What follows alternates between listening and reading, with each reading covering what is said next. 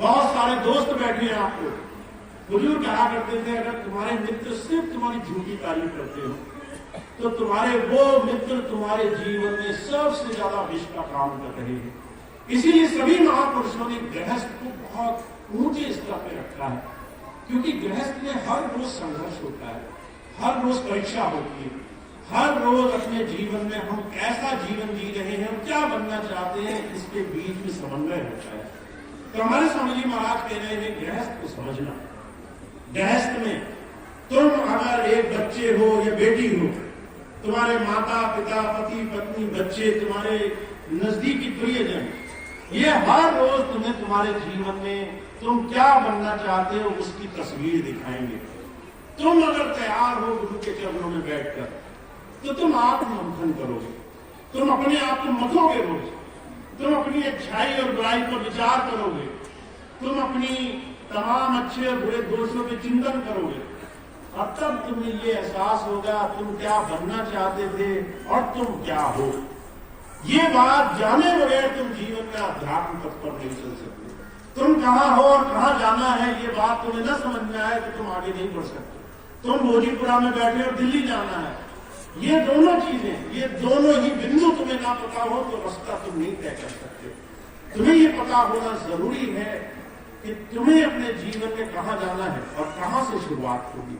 मुझे कहा करते थे गृहस्थ का मंथन बड़ा जरूरी है। आज हम गृहस्थ में मंथन नहीं करते, हम धैर्य खो करके गृहस्थ में सिर्फ हुक्म चलाते हैं। हम सोचते हमारे हिसाब से चीजें हो जाए। हमारे स्वामी जी महाराज ने बड़ी सुंदर बात कही है, अपेक्षा और उपेक्षा दो ऐसी चीजें हैं जो तुम्हारे जीवन में तुम्हारा सब कुछ भर लेगी। अपेक्षा का मतलब एक्सपेक्टेशंस, बहुत ज्यादा उम्मीद लगाकर रखना। तुम्हें ये उम्मीद है तुम्हारे सुख दूसरे लोग तुम्हें देंगे। पत्नी मेरे हिसाब से चलेगी तब मैं सुखी रहूंगा, माता पिता मेरे हिसाब से चलेंगे तो मैं सुखी रहूंगा, बच्चे मेरा कहना मानेंगे तो मैं सुखी रहूंगा। बुजुर्ग कहा करते थे अगर तुम्हारी अपेक्षाएं पूरी ना हो तो उपेक्षा पैदा होती है, तुम्हारी इच्छा पूरी ना हो तो मन में क्रोध ईर्ष्या जलन द्वेष पैदा होता है, अगर इच्छा पूरी हो जाए तो लालच पैदा होता है। इसलिए बुजुर्ग कहा करते थे गृहस्थ से ज्यादा जीवन में साधना का अच्छा स्थान कोई नहीं है। आप और हम आज गृहस्थ में हैं, गुरु ने हमें ये साधन दिया है। हर रोज जब सुबह आंखें खोलो अपने मन की स्थिति को पढ़ना है, अपने आप को देखना है क्या मैं सच में धीरे से अपने तमाम मन के आवेग को रोकने वाला बन गया। लोग मुझे कह गए मैं उससे बचा कि नहीं बचा। बुद्ध के जीवन की एक छोटी सी घटना मैं आपको सुनाता हूं। महात्मा बुद्ध थे, भिक्षुक बन करके जीवन गुजारा करते थे। जो किसी ने दिया वही जीवन में पालन करना है, वही पाना है।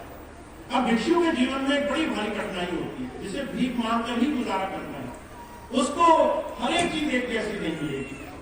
किसी से मांगने गए तो कोई निरादर भी करेगा, किसी से मांगने गए तो कोई सम्मान भी कर सकता है। आप देखते नहीं है अगर आप कहीं रास्ते में जाए तो मांगने वाला आ जाए तो उसकी कैसी स्थिति होती है। कुछ लोग तो उसको प्यार से मना करेंगे, भाई कुछ नहीं देने को। कुछ लोग होंगे तो दो चार ताने भी मारेंगे, दो चार मीठी बातें भी बोल देंगे। मांगने वाले की स्थिति अच्छी नहीं होती। और बौद्ध धर्म में भिक्षु प्रथा को बहुत महत्व दिया गया है। आपको जब तक अपने मन से जूझना नहीं आएगा तब तक काम नहीं बनेगा। अब बुद्ध थे, भिक्षुक बने। जब भिक्षुक बने तो किसी इंसान ने उनको देखा और कहने लगा रोज ही मांगने आ जाता है, बड़ा भिखारी है, हट्टा बुट्टा है, कुछ करता नहीं है। खूब उल्टा सीधा सुनाया। भिक्षुक ने खूब बातें, उस आदमी ने खूब बातें बुद्ध को सुनाई। जब बुद्ध सुनते रहे बहुत देर हो गई, जब वो आदमी थक गया तो बुद्ध कहने लगे अब मैं जा सकता हूँ, आपने अगर अपनी बात कह ली हो तो मैं आगे जाऊं। जब ये बात कही तो उस आदमी को बड़ा आश्चर्य हुआ, मैंने इतनी गालियां सुनाई, इतना उल्टा बोला, इसके चेहरे पर एक छोटी सी शिकन तक नहीं आई, माथे पर जरा सी लकीर तक नहीं पड़ी। वो कहने लगा मैंने इतनी गालियां सुनाई तुमने नहीं सुनी क्या? बुद्ध कहने लगे सब सुना मैंने और मेरे मतलब का इसमें कुछ नहीं, मैं इसका परित्याग करता हूँ, मुझे इससे कुछ लेना देना नहीं। अब ये बात जब उसने कही बहुत जिद हुई, बहुत बहस हुई। वो आदमी समझना चाह रहा था बुद्ध ने ये क्या किया। तो बुद्ध घटना सुनाई। कहने लगे आज तुम मेरे पास आए, तुमने गालियां दी। कल मैं जब कहीं मांगने निकला तो मेरे पास एक आदमी आया और कहने लगा कि मैं तुम्हें खाने के लिए कुछ देना चाहता हूँ। मैंने उससे पहले ही भोजन किया था। जब मैंने भोजन किया तो हमारे यहाँ परंपरा है भोजन कर लिया, इसके बाद भोजन नहीं खाना है।